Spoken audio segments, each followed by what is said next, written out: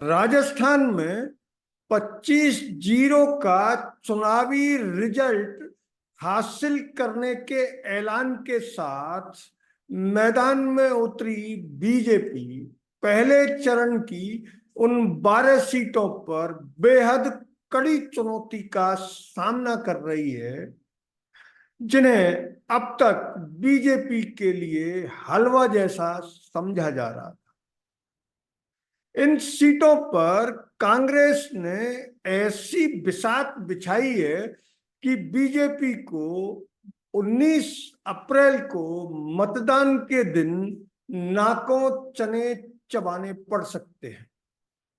हालांकि बसपा ने 4 सीटों पर अपने उम्मीदवार उतारकर कांग्रेस की राह कठिन कर दी है, लेकिन कांग्रेस के लिए इस बार राजस्थान के जाटों से बड़ी उम्मीद है, जो पूरे प्रदेश में अपनी नाराजगी जाहिर करने से कतई नहीं चूक रहे। अगर जाट बहुल सीटों की बात की जाए तो भरतपुर से बाड़मेर तक जाट पूरी तरह से बीजेपी के खिलाफ मुखर दिख रहे हैं। उनकी नाराजगी के अलग अलग कारण हैं।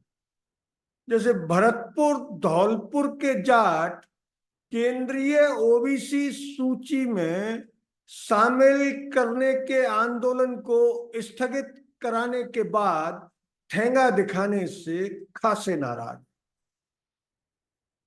ऐसे ही अजमेर से बाड़मेर तक के जाट चूरू में राहुल कस्बा की टिकट कटने और पार्टी में राजपूत समाज के नेताओं के हावी होने का आरोप लगाते हुए बीजेपी की खिलाफत करते दिख रहे हैं। यद्यपि बीजेपी को ऐसी खिलाफत से निपटने का बेहद अच्छा खासा अनुभव है। उसे इस मामले में देश की सभी राजनीतिक पार्टियों के मुकाबले ज्यादा हुनरमंद समझा जाता है। पहले चरण में जिन सीटों पर मुकाबले को त्रिकोणीय बनाने का बसपा का प्रयास सफल होता दिख रहा है, उनमें अलवर, चूरू, सीकर और भरतपुर लोकसभा सीट शामिल है। अलवर में एक बसपा उम्मीदवार बीजेपी के लिए राहत की सांस लेने का मौका उपलब्ध करा सकता है, और अंदर खाने से ये आवाज आ रही है कि बीजेपी उस बसपा उम्मीदवार को हवा दे रही है, क्योंकि उस उम्मीदवार का जो वोट बैंक है वो मुस्लिम है, और अलवर में अगर मुस्लिम वोटों में बंटवारा हुआ तो बीजेपी के भूपेंद्र यादव आसानी से चुनावी जीत हासिल कर सकते हैं। सीकर में भी जहां कांग्रेस गठबंधन के तहत माकपा को यह सीट दे चुकी है, वहां भी एक बसपा उम्मीदवार ने हलचल मचा रखी। चूरू में भी एक निर्दलीय और एक नेशनल जनमंडल पार्टी का प्रत्याशी बीजेपी के लिए आशा की किरण लेकर आए हैं। भरतपुर लोकसभा सीट पर भी बसपा का उम्मीदवार कामा क्षेत्र में कांग्रेस के वोटों में बंटवारा करने की रणनीति बना। वैसे भी इस बार प्रदेश में कांग्रेस और भाजपा ने किसी मुस्लिम को उम्मीदवार नहीं बनाया है, लेकिन 5 मुस्लिम उम्मीदवार दोनों पार्टियों विशेषकर कांग्रेस के लिए सिरदर्द बने हुए हैं। इनमें चूरू में 2, झुंझुनू, अलवर और नागौर में एक मुस्लिम प्रत्याशी निर्दलीय लड़ रहे हैं। इस लिहाज से पहले चरण की सीटों को देखा जाए तो चूरू में कुल 12, बीकानेर में 9, सीकर में 14, झुंझुनू में 8, जयपुर ग्रामीण में 15, जयपुर शहर में 13, दौसा में 5, अलवर में 9, भरतपुर में 6, करौली धौलपुर में 4, नागौर में 9 और गंगानगर में 9 उम्मीदवार चुनाव मैदान में है। बीजेपी और कांग्रेस के उम्मीदवारों की अगर हम बात करें तो बीजेपी ने श्री गंगानगर में प्रियंका बालन को टिकट दिया है। कांग्रेस ने उनके मुकाबले में कुलदीप इंदौरा को मैदान में उतारा है। बीकानेर में केंद्रीय मंत्री अर्जुन राम मेघवाल चौथी बार लोकसभा की चौखट चूमने के लिए मैदान में है। कांग्रेस ने गोविंद राम मेघवाल को, जो कांग्रेस में 2018 में शामिल हुए हैं, उन पर दांव लगाया है। चूरू में राहुल कस्बा का टिकट काटकर बीजेपी ने देवेंद्र झाझड़िया को टिकट दिया है, लेकिन राहुल कस्बा कांग्रेस में कूद गए और वे कांग्रेस के टिकट पर चूरू से चुनाव लड़ रहे हैं। झुंझुनू में बीजेपी के शुभकरण चौधरी और कांग्रेस के ब्रजेंद्र ओला, सीकर में स्वामी सुमेधानंद सरस्वती कमल निशान पर और माकपा के अमराराम गठबंधन उम्मीदवार के तौर पर मैदान में है। जयपुर ग्रामीण में बीजेपी के उम्मीदवार राव राजेंद्र और कांग्रेस के अनिल चोपड़ा में कड़ा मुकाबला बताया जा रहा है। जयपुर शहर में भी पूर्व मंत्री भंवरलाल शर्मा की बेटी मंजू शर्मा और कांग्रेस के पूर्व मंत्री जो हाल ही विधानसभा चुनाव हार चुके हैं, प्रताप सिंह खाचरियावास को उम्मीदवार बनाया है। अलवर में पहली बार लोकसभा चुनाव लड़ रहे केंद्रीय मंत्री भूपेंद्र यादव किस्मत आजमा रहे हैं। कांग्रेस ने उनके मुकाबले में ललित यादव को टिकट दिया है। भरतपुर रिजर्व सीट पर बीजेपी ने रामस्वरूप कोली को और कांग्रेस ने संजना जाटव को टिकट दिया है। करौली धौलपुर में बीजेपी ने मौजूदा सांसद का टिकट काटकर इंदु जाटव पर दाव लगाया है, तो कांग्रेस ने पूर्व मंत्री भजनलाल जाटव को उनके मुकाबले में उतारा है। दौसा में बीजेपी के प्रत्याशी कन्हैयालाल मीणा और कांग्रेस के पूर्व मंत्री मुरारीलाल मीणा के बीच फाइट होगी। दिलचस्प मुकाबले की बात करें तो नागौर में दल बदलू ज्योति मिर्धा बीजेपी टिकट पर और पार्टियों के साथ गठबंधन बदलने में माहिर हनुमान बेनीवाल इस बार कांग्रेस से हाथ मिलाकर मैदान में हैं। सीटों के लिहाज से बात करें तो गंगानगर लोकसभा सीट पर बीजेपी की प्रियंका बालन वर्तमान में अनूपगढ़ नगर परिषद की सभापति हैं। वे भाजयुमो की प्रदेश उपाध्यक्ष भी रह चुकी हैं।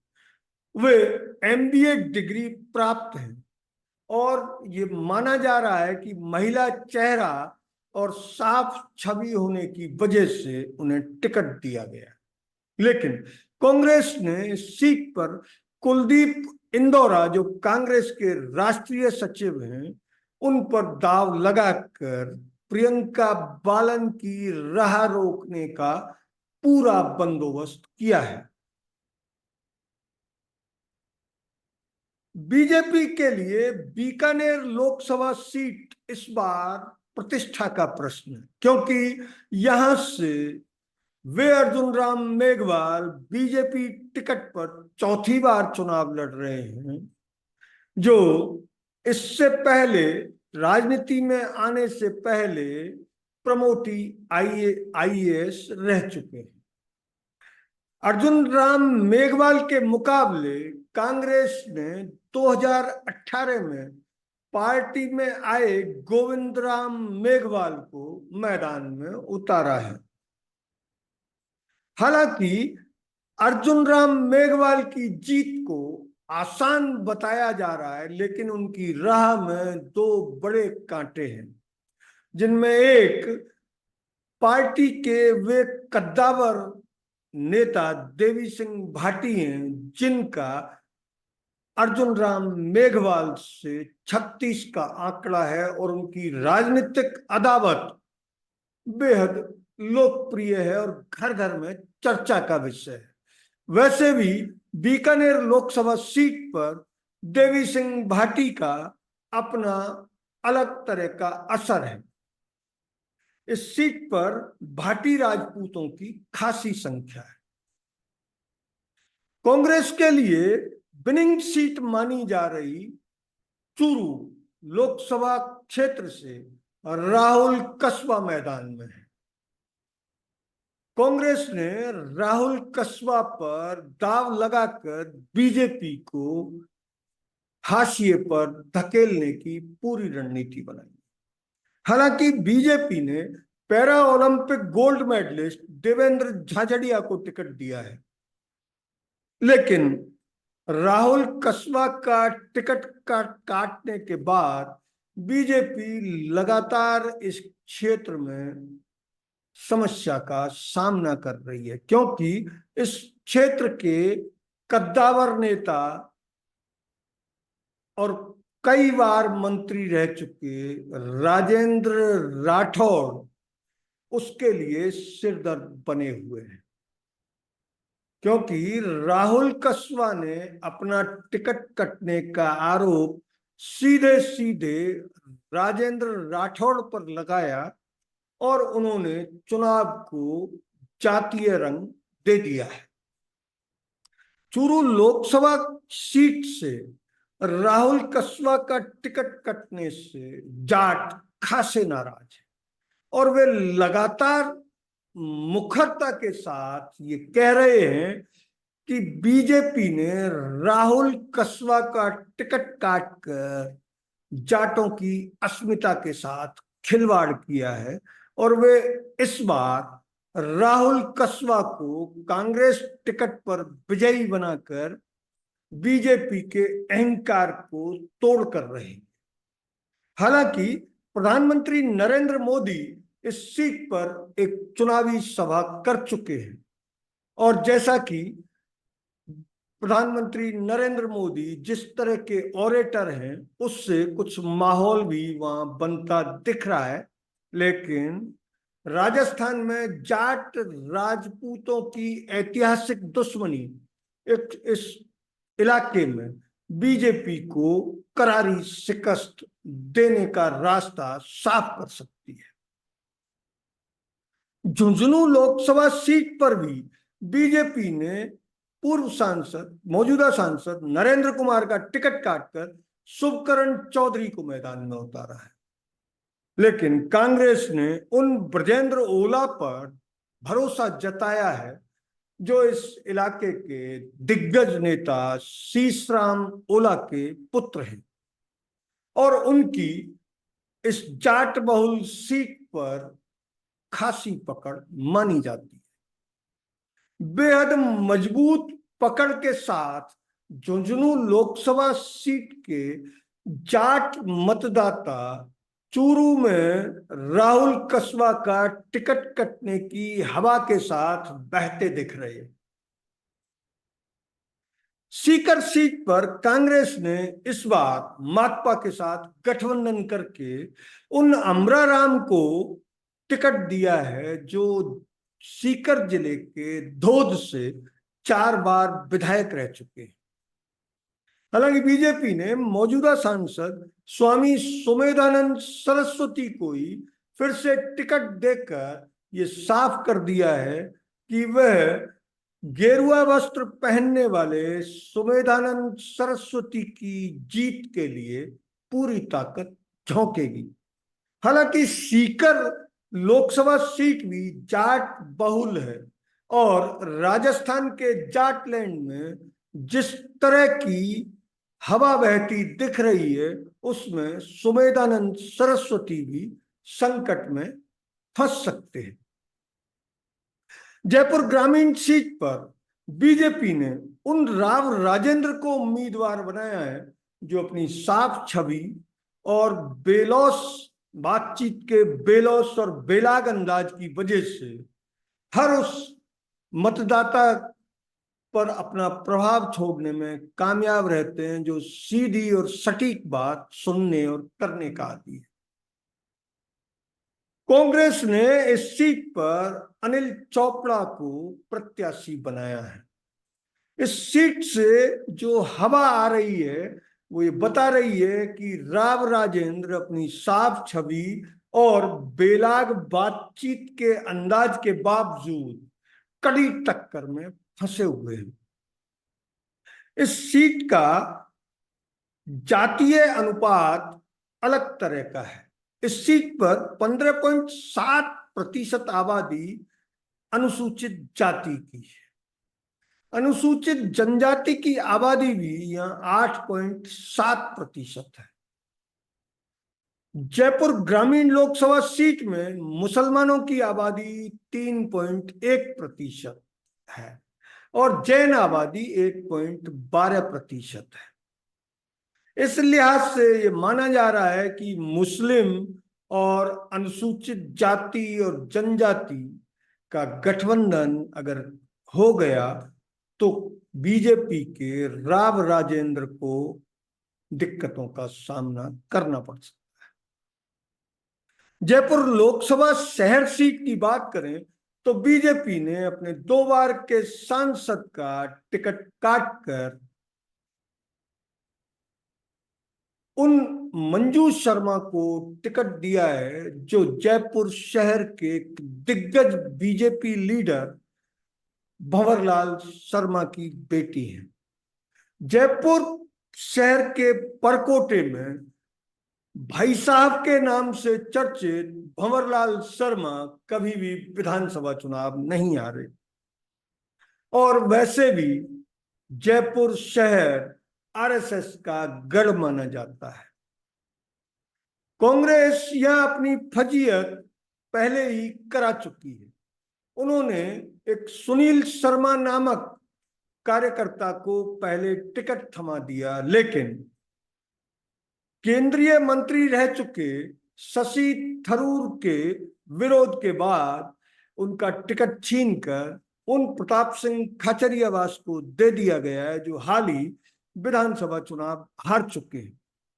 लेकिन वे और उनके समर्थक ये प्रचार कर रहे हैं कि प्रताप सिंह खाचरियावास चुनाव लड़ने के माहिर नेता हैं और वे इस सीट पर कड़ा मुकाबला करने में सक्षम हैं। सबसे अधिक चर्चा में अलवर लोकसभा सीट है जहां बीजेपी ने उन भूपेंद्र यादव को टिकट दिया है जो जनादेश के लिए पहली बार जनता के सामने आए। इससे पहले वे राज्यसभा में जाकर ही अपनी नेतागिरी चलाते रहे हैं। भूपेंद्र यादव पहली बार लोकसभा का टिकट लड़ रहे हैं, लोकसभा का चुनाव लड़ रहे हैं और वे मूल रूप से हरियाणा के रहने वाले हैं, लेकिन उन्होंने अपनी शिक्षा दीक्षा अजमेर से प्राप्त की है और वे राजस्थान से ही 2 बार राज्यसभा भेजे गए। कांग्रेस ने इस सीट पर ललित यादव को टिकट दिया है जो भी मुंडावर से विधायक है। स्थानीय प्रत्याशी होने के लाभ के साथ ललित यादव की पोजीशन धीरे धीरे सुधरती हुई बताई जा रही है, लेकिन इस सीट पर बसपा उम्मीदवार कांग्रेस का खेल पूरी तरह बिगाड़ सकते हैं और उसे करारी हार का सामना करना पड़ सकता है। अगर बसपा उम्मीदवार इस सीट पर नहीं रहे या नाम वापस ले ले या कांग्रेस को समर्थन दे दे तो भूपेंद्र यादव को कड़ी टक्कर मिलने की पूरी आशंका है। भरतपुर लोकसभा सीट पर बीजेपी ने रामस्वरूप कोली को टिकट दिया है और कांग्रेस ने संजना जाटव पर दाव लगाया।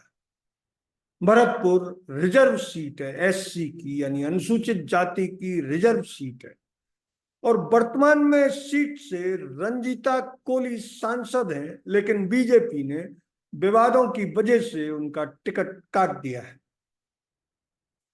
कांग्रेस ने जिन संजना जाटव पर दाव लगाया है वे अलवर जिला परिषद की सदस्य हैं और प्रियंका गांधी की करीबी मानी जाती है। 2023 के विधानसभा चुनाव में 25 साल की संजना जाटव कठुमर विधानसभा सीट से पराजित हो चुकी है। करौली धौलपुर लोकसभा सीट भी अनुसूचित जाति के लिए रिजर्व है। इस सीट पर बीजेपी ने वर्तमान सांसद मनोज राजौरिया का टिकट काटकर नया उम्मीदवार मैदान में उतारा है। बीजेपी ने इस सीट पर एक महिला इंदु जाटव को प्रत्याशी बनाया है, जबकि कांग्रेस ने हाल ही विधानसभा चुनाव हार चुके भजनलाल जाटव पर दाव लगाया है। दौसा लोकसभा सीट भी इसी तरह की एक सीट है जहां से बीजेपी ने कन्हैयालाल मीणा को टिकट दिया है। कांग्रेस ने अपने पूर्व मंत्री मुरारीलाल मीणा को उम्मीदवार बनाया है। इस सीट पर असल टक्कर डॉक्टर किरोड़ीलाल मीणा, जो अभी राज्य सरकार में कैबिनेट मंत्री हैं, और उनके विरोधी मीणाओं में होगी। किरोड़ीलाल मीणा इस पूरे इलाके के पोप माने जाते हैं। मीणाओं के पोप, यानी वो इतने लोकप्रिय हैं कि अच्छी खासी उम्र यानी वृद्धावस्था के दहलीज पर कई साल पहले आ चुके किरोड़ीलाल मीणा अब भी मीणा युवाओं में खासे लोकप्रिय माने जाते हैं। नागौर लोकसभा सीट पर बीजेपी ने ज्योति मिर्धा को मैदान में उतारा है। इस सीट पर आरएलपी के हनुमान बेनीवाल चुनाव लड़ रहे हैं। जाट बाहुल्य वाली ये सीट इस इलाके में बीजेपी के लिए प्रतिष्ठा का प्रश्न, क्योंकि आरएलपी के मौजूदा सांसद हनुमान बेनीवाल इस क्षेत्र के सबसे बड़े जाट नेता माने जाते हैं। हालांकि उनका जो अंदाज है उस अंदाज से जाट युवा उनके मुरीद हैं, लेकिन 50 से अधिक उम्र के जो जाट हैं वो हनुमान बेनीवाल की टॉकिंग स्टाइल से कतई खुश नहीं रहते। हनुमान बेनीवाल खड़ी बोली में सीधे धमकाने के लिए प्रसिद्ध है, लेकिन बीजेपी ने जिस दलबदलू ज्योति मिर्धा को टिकट दिया है उनकी छवि बहुत अच्छी नहीं मानी जाती। अगर ये वीडियो आपको अच्छा लगा तो इसे लाइक करें, शेयर करें और हाँ, चैनल को सब्सक्राइब जरूर करें। धन्यवाद। जय हिंद।